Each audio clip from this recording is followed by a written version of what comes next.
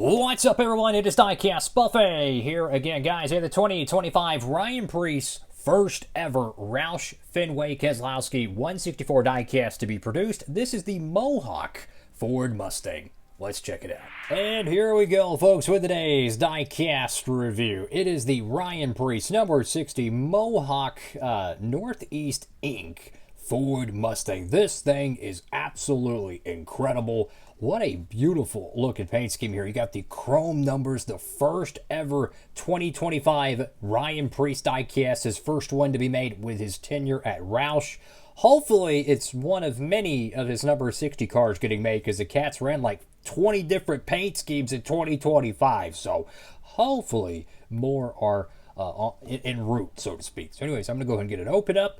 I'll be right back. Here we go, folks. Diecast, brand new, out of the box. And how about this, man? Ryan Preece fans rejoice. Finally, your man gets a 164 diecast made in the Gold Series. Did they even make one for 2024 in the Gold Series? I know they made, you know, the Advent Calendar exclusive car, the Haas 41 car, but did they even make a Ryan Preece car in the Gold Series? I can't even remember. I mean, that's kind of sad. Like, Ryan Preece absolutely deserves a diecast made every year in the Gold Series. So thank you, Roush, or whoever got this car produced. I mean, maybe it just survived on pre-orders. I don't know. Sometimes the sponsors will come through and they'll buy it. So whoever did so, massive W. So anyways, we got Ryan Preece on the front windscreen of the diecast. You have the, I guess this is, the Mohawk logo there on the front of the car. And just in case you didn't think it's a Mohawk sponsored diecast, you have three other logos right there in the front, which is low-key kind of becoming a little, I don't know, I wouldn't say iconic, but it's something that a lot of the Roush cars like to do, is put extra logos on the front. I think it's kind of unique, you know. They kind of have their own charm, if you will. Go to the front of the diecast. This paint scheme really reminds me of his United Rentals car from 2024, which was a NASCAR Authentics line exclusive, because it has that blue, orange, and white. Kind of reminds you of, what is it, the Coast Guard car that Kevin Harvick had back in the 2000s. I could be tripping on that. Just kind of reminds me a little bit of it. Love the color palette. The blue, orange, and white kind of reminds me a little bit also of the Florida Gators University, you know.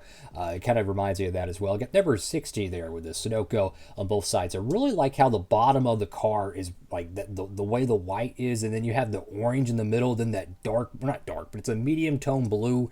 I don't know why, but that looks really clean.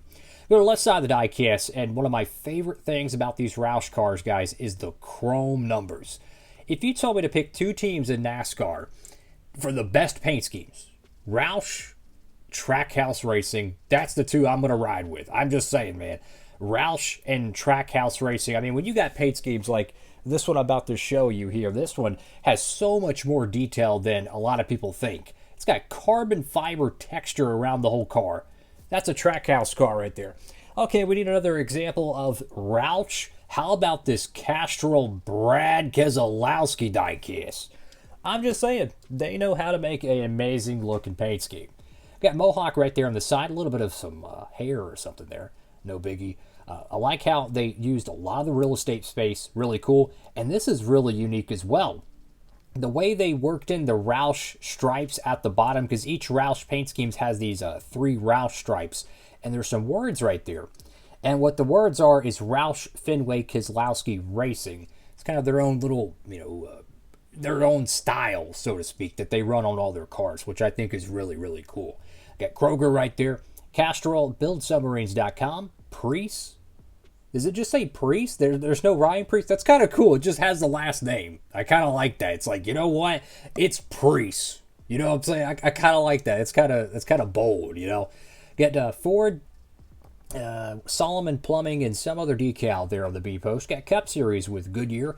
Go to the back panel of the diecast. Check this one out right here. So you have the Roush Fenway Keselowski stripe that goes around the back bumper traditionally. You got the number 60. Mohawk Northeast Inc. RFK.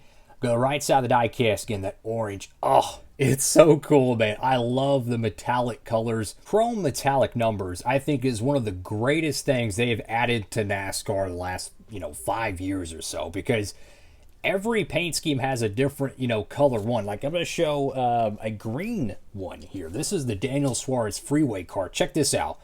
Boom. Look at that green chrome. You have orange chrome. I mean, it's so freaking cool, man. I love it. And they run it on every paint scheme just about. Trackhouse and Roush does.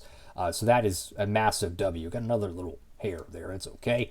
Go to the top of the diecast here. You have the standard number 60 with the orange. Naturally, it doesn't have the chrome because they only did it on the door numbers. But it's pretty cool to see Roush finally back up to a 3-car operation.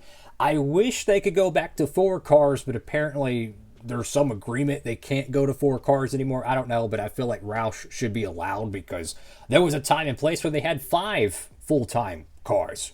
I think 4 cars for Roush would be understandable. I'm just keeping it at stat.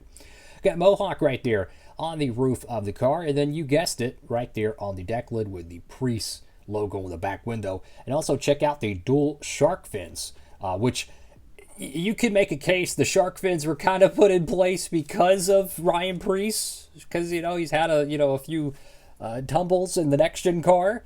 I tell you what, he's one tough son of a gun, man. I mean, the wrecks this cat has experienced, unfortunately, in NASCAR Cup Series racing is, straight out of like, what is it, like Talladega Nights or something. I mean, it's just bananas.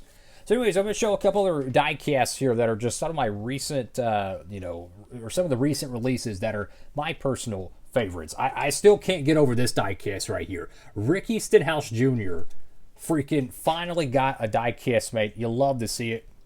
How about this one right here? 2025 Tyler Reddick Jordan brand car. That's the unbannable car. That's pretty cool. And how about this one right here? Darlington throwback to the number 24 car from 2015. Jeff Gordon's final ride in the 24. That paint scheme is fantastic. And how about this one here? The Michael McDowell number 71 workforce car. Part of the many off-season changes. Ryan Preece, Noah Gregson, Michael McDowell, Josh Berry. A lot of different drivers in different places. SVG. There's probably a couple other ones I'm mistaking. But a lot of new diecasts that have dropped for drivers getting their first cars of the year, which you want those stuff to be out before Daytona, because that's where the peak hype is. But at least we finally have the diecast, so that's always good.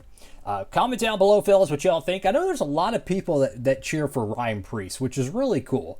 And I hope that with him being at Roush, he'll get a lot more diecasts made. The Stuart Haas racing era, he only got a couple of them made. But I think with Roush, with as many cars Brad and Chris Buescher gets, hopefully they'll find a way to get more Preece diecast made. That's all for now, fellas. Like, comment, and subscribe. Diecast Buffet, signing off.